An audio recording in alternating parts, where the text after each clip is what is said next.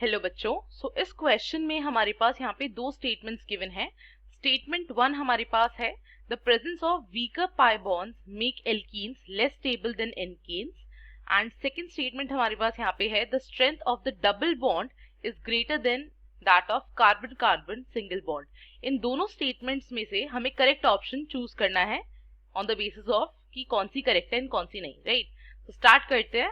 सबसे पहले जो की कंसेप्ट हम यहाँ पे यूज करेंगे in order to solve this question, की कंसेप्ट जो हमारे पास यहाँ पे लगेगा that is basically about reactivity and stability.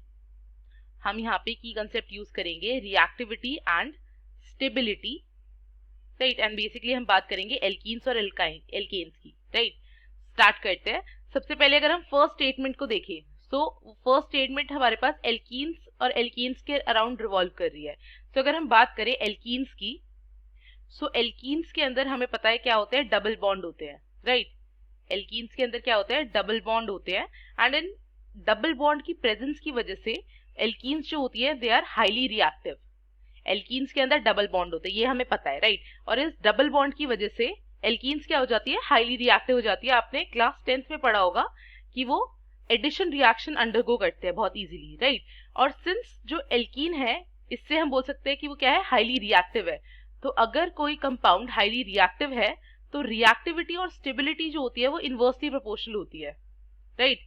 Reactivity जो है वो स्टेबिलिटी के इनवर्सली प्रोपोर्शनल है। अगर कोई ज्यादा रिएक्टिव है इसका मतलब कि वो कम स्टेबल होगा।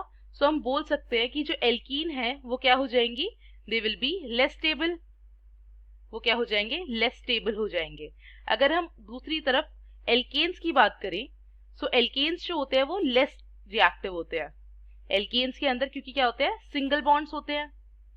सिंगल बॉन्ड्स होते हैं, उनकी वैलेंसी जो होती है फुलफिल्ड होती है ऑलरेडी। तो अगर वो सिंगल बॉन्ड होते हैं तो वो लेस रिएक्टिव होते हैं। एंड अगर वो लेस रिएक्टिव है तो वो ज्यादा स्टेबल हो जाएंगे। जो फर्स्ट स्टेटमेंट है कि जो एल्कीन्स है उसके अंदर जो वीकर पाई बॉन्ड्स है वो उसको लेस स्टेबल बनाते हैं एल्कीन से। तो ये स्टेटमेंट बिल्कुल करेक्ट है। अब अगर हम बात करें स्टेटमेंट नंबर 2 की, सेकंड स्टेटमेंट जो है carbon double bond carbon and carbon single bond carbon के अराउंड रिवॉल्व कर रही है। Basically carbon double bond carbon के अंदर अगर हम देखें तो इसमें एक सिग्मा बॉन्ड होता है और एक पाई बॉन्ड होता है, राइट। और कार्बन कार्बन सिंगल बॉन्ड में एक सिग्मा बॉन्ड होता है। तो कार्बन कार्बन डबल बॉन्ड को अगर हमें ब्रेक करना है तो इसके लिए हमें ज्यादा एनर्जी देनी पड़ेगी क्योंकि यहाँ पे हमें दो बॉन्ड्स ब्रेक करने हैं, राइट। दूसरी तरफ यहाँ पे सिंस हमें सिर्फ एक सिग्मा बॉन्ड ब्रेक करना है तो इसे ब्रेक करने के लिए हमें लेस एनर्जी की रिक्वायरमेंट होगी, ठीक है। यहाँ पे जो स्ट्रेंथ होती है कार्बन कार्बन डबल बॉन्ड की वो ज्यादा होती है in comparison to carbon carbon single bond. जो सेकंड स्टेटमेंट है that is the strength of double bond is greater than that of carbon carbon single bond. Double bond का जो strength होता है वो ज्यादा होता है। ये वाली स्टेटमेंट भी क्या हो जाएगी, करेक्ट हो जाएगी। इससे हम बोल सकते हैं कि हमारे यहाँ पे दोनों जो स्टेटमेंट्स है फर्स्ट एंड सेकंड वो करेक्ट है। इससे हम बोल सकते हैं जो हमारा ऑप्शन नंबर ए है वो क्या है, हमारा करेक्ट ऑप्शन है, right. Option A is correct and यही हमें फाइंड आउट करना था। I hope you understood. Thank you and all the very best.